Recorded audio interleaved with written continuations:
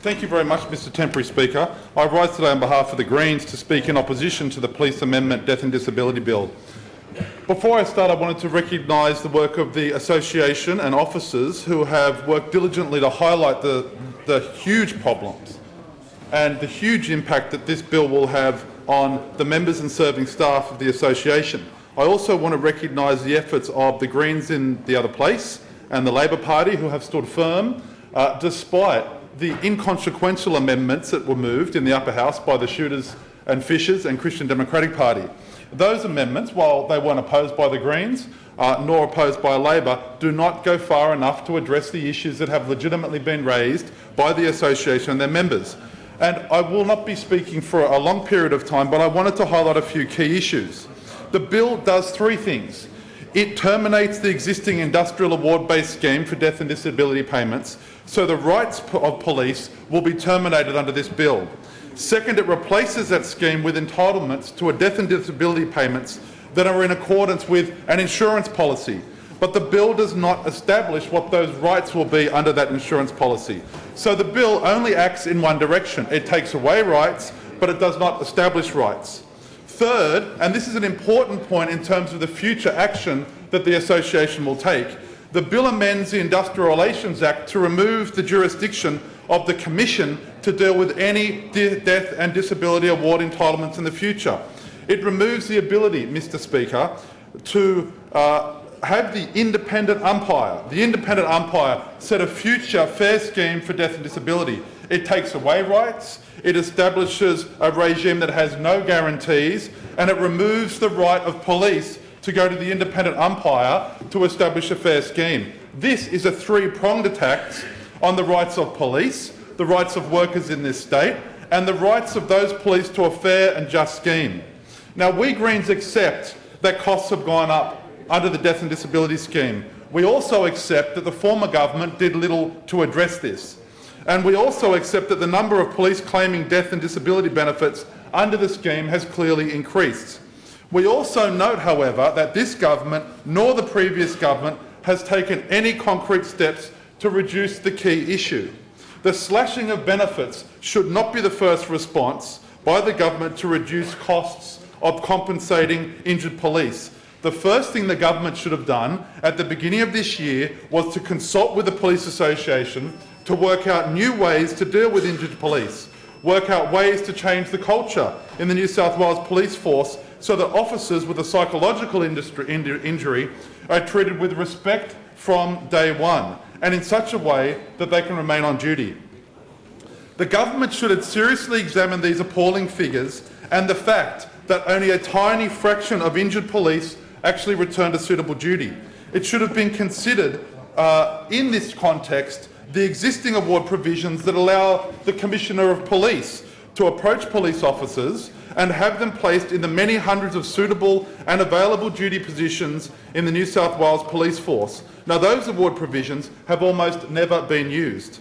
If the government had turned its mind to finding decent jobs that give injured and partially incapacitated police respect, decent pay, and allow them to use the skills and attributes developed while in the police force, they could have used the existing provisions of the current award, but failed to do so. Instead, we've seen the government seek to address the symptom, which is the large payouts, rather than the cause, which is how we manage and support our police in their jobs. Now, police perform, as we all recognise, dangerous works in the interests of all people. As a councillor on my local council for the last 12 years and as a former mayor, I've been privileged to work with an outstanding number of frontline police officers who do fantastic work in the electorate, often with difficult facilities. Anyone will know in the Leichhardt LAC, they go to Glebe Police Station, insufficient facilities which need support, but that work is consistent and sterling. Their work is fantastic. But this government has not committed to engage in good faith with the association. Instead of sitting down and negotiating with the association, they sat down and negotiated with a private insurance company. That's who they negotiated with, not with police or their representatives. The government came back with a scheme, and it fits their budget priorities, but it doesn't fit the priorities of injured officers. And I wanted to identify, before I conclude, a few quick points. In a scenario provided by the government and its own modelling, and I thank David Shoebridge, the Upper House MP who has carriage of these justice issues, who's done a lot of work on analysing these numbers, that under this scheme, a psychologically injured police officer who can do a modicum of work outside the police force when he or she is discharged will see their benefits cut from $569,000 to $76,000. That's what this does. It slashes the benefits available to police officers. Now, will police who exit out of the scheme realistically find meaningful work? Because there's an undertone about what we've heard from the government, that the police have been rorting the system. That's the undertone. The undertone is there's been people that have rorted it. That's why it's expanded so much, that these people might be trying to scam the system to get a lump sum payout. Well, let's look at the facts. The facts of the statistics tell the truth here.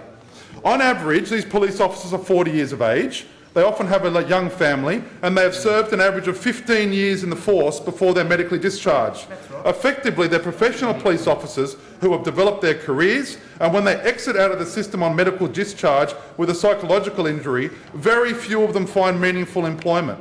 The figures make it clear: 2%, or 1 in 50 of the people who exit the scheme obtain full-time employment. 2%.